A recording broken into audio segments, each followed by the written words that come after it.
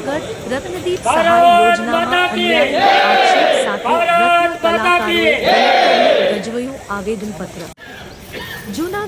જૂનાગઢના આંબાવાડી વિસ્તાર સહિત જિલ્લાના અનેક રત્ન કલાકારો આજે પોતાની પડતર માંગણીઓ અને સરકારી યોજનાઓમાં પડતી મુશ્કેલીઓને લઈને મેદાનમાં આવ્યા છે। રત્ન કલાકારો દ્વારા આજે જિલ્લા કલેક્ટરને એક સવિસ્તર આવેદનપત્ર પાઠવી રત્નદીપ સહાય યોજના અને શિક્ષણ ફીમાં પડતી મુશ્કેલીઓ બાબતે રજૂઆત કરવામાં આવી હતી। રત્ન કલાકારોની મુખ્ય વ્યથા રત્ન કલાકારોના અગ્રણી જીતેન્દ્ર સાથેની વાતચીતમાં જણાવ્યું હતું કે સરકાર દ્વારા રત્ન કલાકારો માટે રત્નદીપ સહાય યોજના પરંતુ આ યોજનાનો લાભ મેળવવામાં અનેક અવરોધો આવી રહ્યા છે।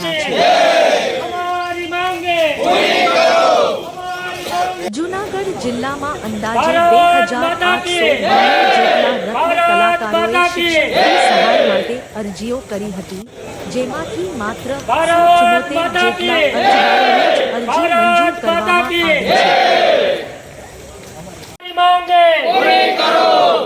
એટલે કે લગભગ 80% રત્ન કલાકારો હજુ પણ આ સહાયથી વંચિત છે। અરજીઓ રદ થવાનું કારણ આવેદનપત્રમાં જણાવ્યા અનુસાર મોટા ભાગની અરજીઓ માત્ર નાની ટેકનિકલ ભૂલોને કારણે રદ કરવામાં આવી છે। રત્ન કલાકારો ઓછું ભણેલા હોવાથી ફોર્મ ભરવામાં છૂટા થયાની તારીખ અથવા અન્ય વિગતો લખવામાં ચૂક કરી ગયા છે। કલાકારોનો આક્ષેપ છે કે જ્યારે ફોર્મ જિલ્લા ઉદ્યોગ કેન્દ્રમાં જમા કરાવવામાં આવ્યા ત્યારે અધિકારીઓ દ્વારા તેની યોગ્ય ચકાસણી કરવામાં આવી તો આવી ભૂલો સુધારી શકાય। કલાકારોએ માંગ કરી છે કે જે અરજીઓમાં માત્ર તારીખ કે માસ રત્ન કલાકાર મજબૂર હૈ, રત્ન કલાકાર મજબૂર હૈ, કલાકારોએ રોષ ઠાલવતા એક તરફ સરકારી અધિકારીઓને 8મા પગાર પંચ અને મોંઘવારી ભથ્થા મળે છે, જ્યારે છેલ્લા 20 વર્ષમાં રત્ન કલાકારોના મહેનતાણામાં કોઈ ખાસ વધારો થયો નથી। વધતી જતી મોંઘવારીમાં રત્ન કલાકારોની હાલત કફોડી બની છે, ત્યારે સરકાર આ બાબતે માનવીય અભિગમ અપનાવે તે જરૂરી છે। હવે જોવાનું એ રહે છે કે કલેક્ટર તંત્ર દ્વારા આ રજૂઆત બાદ રત્ન કલાકારોને ન્યાય મળે છે કે કેમ।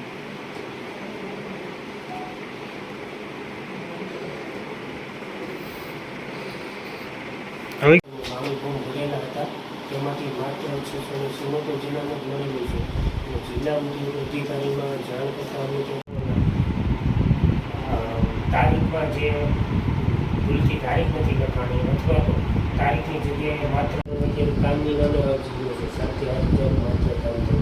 એની અંદર આ સહાય નહીં મળે તો આ રત્ન કલાકારો શું આત્મહત્યા। હું જીતેન્દ્ર ઠાકર અત્યારે કલેક્ટર સાહેબને આવેદનપત્ર આપવા આવેલા છે કે જે રત્ન કલાકારને રત્નદીપ સહાય યોજના લાગુ પાડવાની હતી એમાંથી 20% મળેલ છે, 80% મળેલ નથી અને 80% નથી મળેલ એટલે આવેદનપત્ર આપીએ છીએ। વહેલી તકે આપવા માટે અમે ખાસ આવેદનપત્ર આપેલું છે। કલેક્ટર સાહેબને અમારી વિનંતી છે કે આ તાત્કાલિક ધોરણે એને મંજૂર કરે, કારણ કે સરકારમાં બેઠેલા બધા અધિકારીઓનો 8મો પગાર પણ લાગુ પડી ગયું છે, એને મોંઘવારી છે, ઘણા બધા ભથ્થા મળે, પણ આ જે રત્ન કલાકારો છે છેલ્લા 20 વર્ષની અંદર ભાવ એનો ડબલ નથી થયો। અત્યારે જીવન જરૂરિયાત તમામ વસ્તુનો ભાવ ડબલ થઈ ગયો છે। તો કલેક્ટર સાહેબને વિનંતી છે કે અમારો આવેદનપત્ર સ્વીકારે અને અમારા તાત્કાલિક ધોરણે આ સહાય મંજૂર કરે। મારું નામ કેતન હિરપરા, રત્ન કલાકાર યુનિયન લીડર। આજ રોજ તારીખ 20/4/2024ના જૂનાગઢ જિલ્લા કલેક્ટર સાહેબ શ્રીને આવેદનપત્ર આપેલું છે રત્ન કલાકારો દ્વારા, અને રત્ન કલાકારોને જે સહાય નથી મળેલી 2892 ફોર્મ ભરેલા હતા અને તેમાંથી માત્ર 677 જણાને સહાય મળેલી છે। જિલ્લા ઉદ્યોગ અધિકારી પાસે જાણવા જતા તેમના દ્વારા અમને એવું જાણવા મળેલું છે કે તારીખની જગ્યાએ માત્ર વાર જ લખેલા છે, તારીખની જગ્યાએ માત્ર મહિના અને વર્ષ જ લખેલા છે. આવી તમામ અરજીઓ અમે રિજેક્ટ કરેલી છે.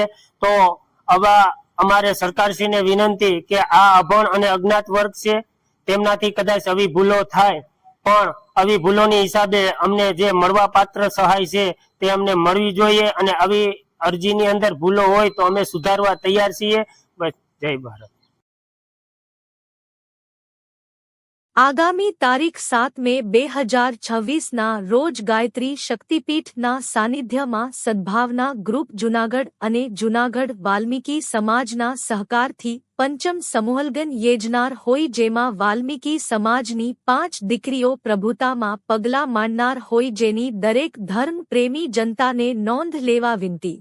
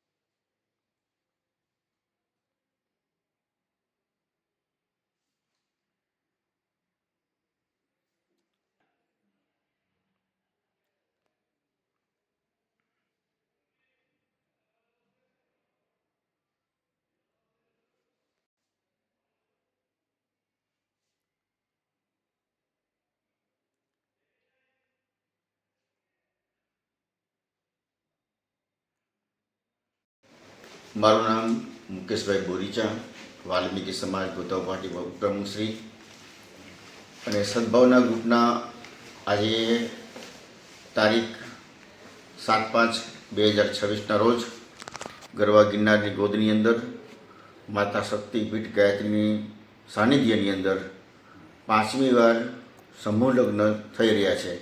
ત્યારે જાહેર જનતાને આમંત્રણ, વાલ્મીકી સમાજના તમામ હોદ્દેદારો, વાલ્મીકી સમાજ 5 સમાજને તમામને આમંત્રણ, સૌરાષ્ટ્ર, કચ્છ અને ગુજરાતના તમામ લોકોને આ સમૂહ લગ્નની અંદર જોડાવા વિનંતી.